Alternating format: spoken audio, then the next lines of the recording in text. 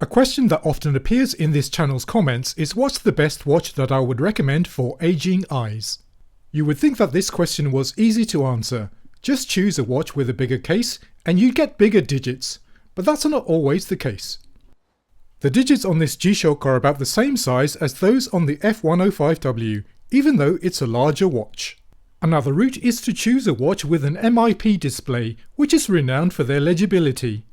But they're out of reach for those wanting just a basic watch, as they cost in excess of $120 and they come with superfluous features such as phone notifications.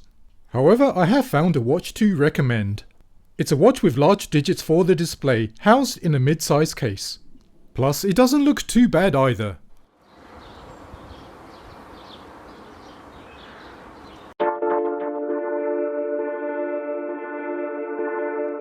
When the Casio W217 was first released in 2017, it became a bestseller immediately, and was sold out for several weeks.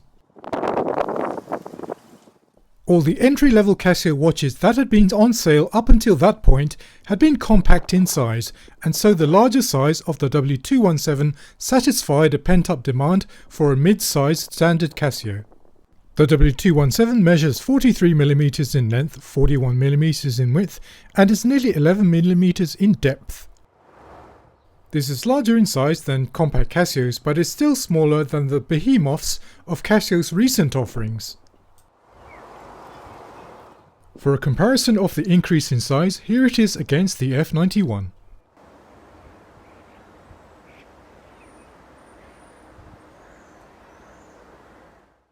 Not only has the case size increased by about 20% over the F91, Casio has also made the digits larger and thicker, which adds to the legibility. Also, to keep things proportional, the size of the push buttons has increased, something that I welcome as I always found those on the F91 too small and fiddly to use. The variant which I chose is the W217H-5AV, which is the beige coloured variant. I think that this earthy hue contrasts very nicely against the orange colour accents on the face of the watch. But if you want a darker colourway, other variants are also available.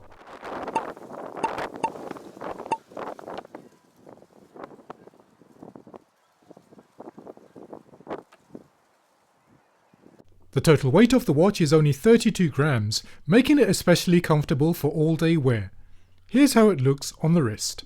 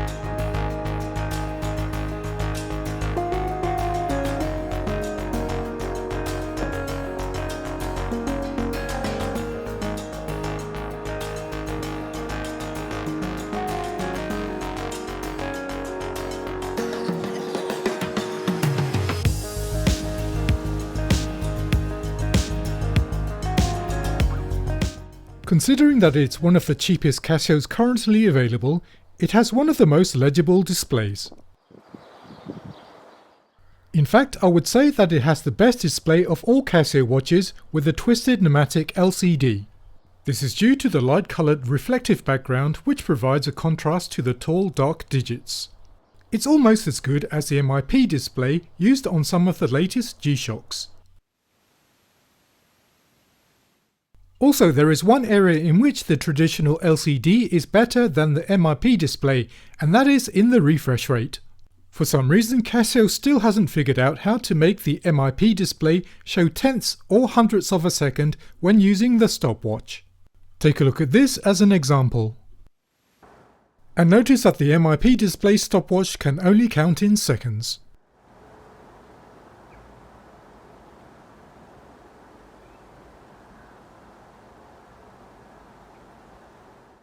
The construction material for the case and band is resin, and this includes the buckle, which is embossed with the Casio logo.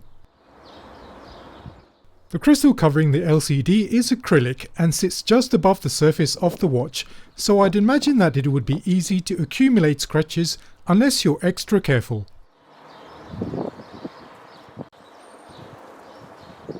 The back of the watch uses a vertically brushed steel screw-in case back held down by 4 screws. It is embossed with a module number inside the case, which is 3454, and it also informs us of the water resistance rating, which is 5 bar or 50 meters.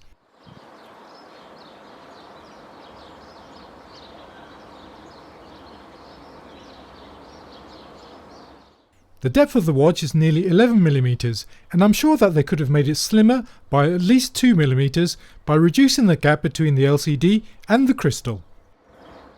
Battery life is estimated to be 7 years, and it uses a single CR2016 cell.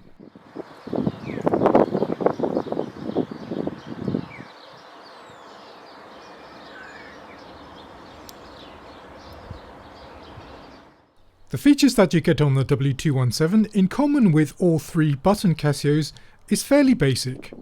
What you get is a single daily alarm with an hourly time signal, and a stopwatch. It would have been nice if a countdown timer was included, but I'd imagine that the demographic this watch is aimed at would be interested in its time-telling abilities and not much more.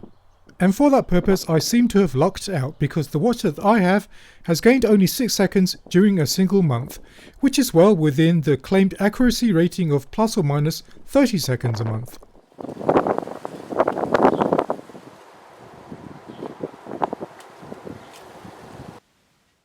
And now to talk about the downsides of the watch, or rather a feature that's different to other 3-button Casio watches. If you're used to those, the start-stop button is on the bottom right, and the backlight button is on the top left. On this watch, however, it's been swapped over, and it may take some time to get used to remembering where the backlight button is if you're trying to tell the time in the dark. And finally, let's take a look at the backlight.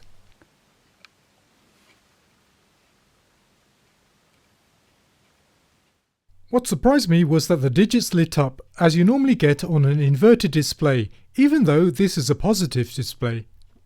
I don't know how Casio have managed to achieve this, and it's a nice touch that I was not expecting.